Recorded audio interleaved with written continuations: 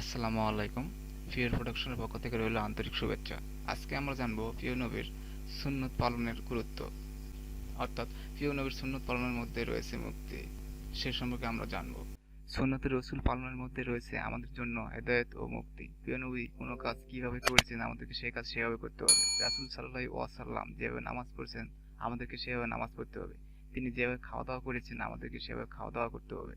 আল কোরআনের সূরা আলে ইমরানের ৩১ নম্বর আয়াতে আল্লাহ বলেন, হে নবী, আপনি বলে দিন, যদি তোমরা আল্লাহকে ভালোবাসতে চাও তাহলে আমি রাসূলের অনুসরণ করো, তাহলে আল্লাহ তোমাদেরকে ভালোবাসবেন এবং তোমাদের জীবনের সব গুনাহ মাফ করে দেবেন।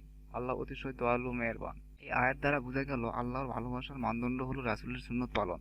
যার মধ্যে যত বেশি রাসূলের সুন্নত থাকবে সে তত বেশি আল্লাহর ভালোবাসা পাবে। সঙ্গে সঙ্গে এটাও প্রমাণিত হলো যে নবীর সুন্নত পালন করলে দুটি পুরস্কার পাওয়া যাবে।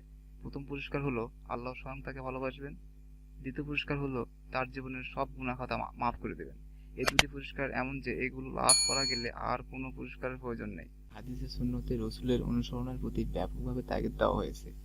হযরত ইরবাস ইবনে সারিয়া রাদিয়াল্লাহু আনহু বলেছেন, একবার রাসূল সাল্লাল্লাহু ওয়াসাল্লাম আমাদের নিয়ে নামাজ পড়লেন, তারপর আমাদের দিকে মনোনিবেশ করলেন এবং এমন হৃদয়স্পর্শী আলোচনা করলেন যে এতে আমাদের অশ্রু গড়িয়ে গড়িয়ে পড়তে লাগলো এবং অন্তর ভয়ে কম্পমান হয়ে গেল।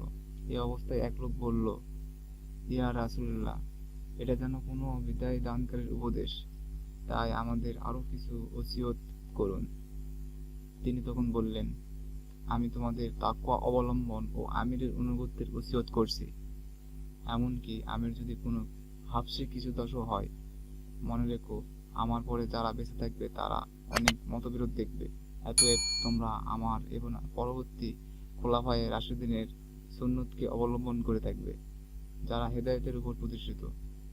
তোমরা এই সুন্নত ও আদর্শকে ধরে থাকবে এবং মজবুতভাবে তা পালন করবে। ইসলামে নতুন উদ্ভাবিত যে কোনো মতাদর্শ থেকে দূরে থাকবে, কেননা প্রতিটি নতুন মতাদর্শই বিদআত, আর প্রতিটি বিদআতই পথভ্রষ্টতার কারণ। মুসনাদে আহমদ, আবু দাউদ। এই হাদিস থেকে বোঝা গেল সব সময় বিদআত থেকে দূরে থাকতে হবে। ইসলামের নামে সমাজে নতুন কিছু চালিয়ে যাওয়া বা চাপিয়ে দেওয়াই হলো বিদআত। হযরত আনাস রাদিয়াল্লাহু আনহু বলেছেন, রাসূল সাল্লাল্লাহু আলাইহি ওয়াসাল্লাম আমাকে বলেছেন, হে বৎস, তুমি যদি সকাল সন্ধ্যায় এভাবে থাকতে পারো যে তোমার অন্তরে কারো প্রতি হিংসা ও অকল্যাণ চিন্তা নেই, তাহলে তুমি তাই করো। তারপর তিনি বললেন, এটা হচ্ছে আমার সুন্নত ও নীতি। আর যে ব্যক্তি আমার সুন্নতকে ভালোবাসে সে আমাকেই ভালোবাসে, আর যে আমাকে ভালোবাসে সে জান্নাতে আমার সঙ্গেই থাকবে। তিরমিজি। মহান আল্লাহ আমাদের সবাইকে সুন্নতের উপর আমল করার তৌফিক দান করুন। আমিন। প্রতিদিন আপডেট পেতে লাইক এন্ড সাবস্ক্রাইব করে আমাদের পাশে থাকুন। আল্লাহ হাফেজ।